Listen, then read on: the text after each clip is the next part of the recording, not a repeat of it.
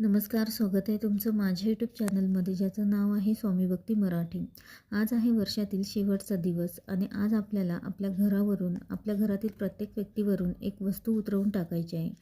तर घरातील यामुळे सर्व इडापिडा निघून जाईल आणि नवीन वर्ष हे आपल्याला भरभराटीचं, आनंदाचं, सुखाचं जाईल. तर कोणती वस्तू आपल्याला उतरवून टाकायची आहे, तर याबद्दलची संपूर्ण माहिती आपण या व्हिडिओमध्ये बघणार आहोत. तर व्हिडिओ स्किप न करता संपूर्ण बघा आणि जे कोणी नवीन असेल चॅनलवरती तर सबस्क्राईब करा. तर बघा, तुम्हाला जर मासिक धर्म असेल तर घरातील मुलं किंवा पुरुषांनी जरी हा उपाय केला तरीही चालेल. तर 2025 हे वर्ष प्रत्येकालाच सारखं गेलं असेल असं नाही, तर काहींना चांगलं गेलं तर काहींना वाईट गेलं असेल. प्रत्येकाला आपल्या कर्माची फळं ही भोगावीच लागतात आणि बघा, काहींना या 2025मध्ये अनेक अडचणी आल्या असतील आणि प्रत्येकाच्या आयुष्यामध्ये सुखानंतर दुःख, दुःखानंतर सुख हे येतच असतं. सर्व सुखी असं कोणीच नाही. तर आपल्याला पुढच्या वर्षामध्ये काही चुका म्हणजेच 2026मध्ये काही चुका आपल्याला आहेत त्या टाळायच्या आहे.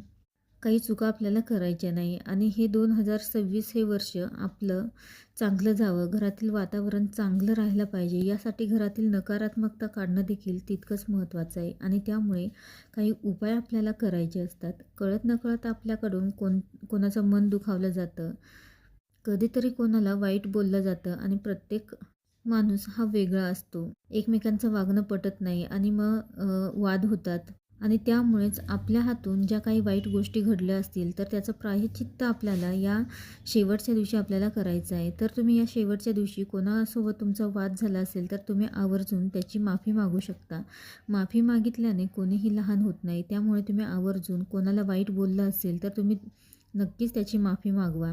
त्यानंतर आपल्याला आपल्या घरावरून काही एक वस्तू उतरवून टाकायची आहे. कोणाची आपल्या घराला नजर लागू नये किंवा लागली असेल तर ते निघून जाण्यासाठी. त्यासोबतच घरातल्या व्यक्तींवरून देखील आपल्याला ही एक वस्तू उतरवून टाकायची आहे. तुमचं घर भाड्याचं असो किंवा तुमचं स्वतःचं असो तरीही तुम्ही हा उपाय करू शकता. तर रात्री 10 वाजेपर्यंत, आज रात्री 10 वाजेपर्यंत केव्हाही तुम्ही हा उपाय करू शकता. तर या उपायासाठी आपल्याला एक नारळ घ्यायचा आहे. घरासाठी एक सेपरेट नारळ घ्यायचा आहे आणि घरातील जितके व्यक्ती असतील, जितक्या व्यक्तींवरनं तुम्हाला नारळाचा उतारा करायचा आहे, तर प्रत्येकासाठी वेगळं नारळ आपल्याला घ्यायचं आहे. आणि नारळ हे नवीन असावं. पहिले पूजेसाठी किंवा कशासाठी आपण वापरलेलं नारळ घेऊ नये. तर सर्व नारळ हे नवीन घ्यायचे आहे. ज्या व्यक्तीवरनं तुम्हाला नारळ उतरवायचा आहे तर त्या व्यक्तीचं तोंड हे दक्षिण दिशा सोडून इतर कोणत्याही दिशेला तुम्ही करू शकता. त्यानंतर नारळ हे आपल्याला आपल्या दोन्हीही हातामध्ये घ्यायचं आहे. नारळाची शेंडी ही समोर ठेवायची आहे आणि त्या व्यक्तीच्या पायापासून ते डोक्यापर्यंत क्लॉकवाईज श्री स्वामी समर्थ या मंत्राचा जप करत 7 वेळा आपल्याला नारळ हा उतरवायचा आहे. मासिक धर्म विटाळ सुतक असेल तर तुम्ही करू नका. घरातील इतर कोणालाही तुम्ही करायला सांगू शकता. तर 7 वेळा उतरवून झाल्यानंतर आपल्याला ते नारळ लगेच बाहेर, आपल्याला दरवाजाच्या बाहेर एका ठिकाणी ठेवायचं आहे.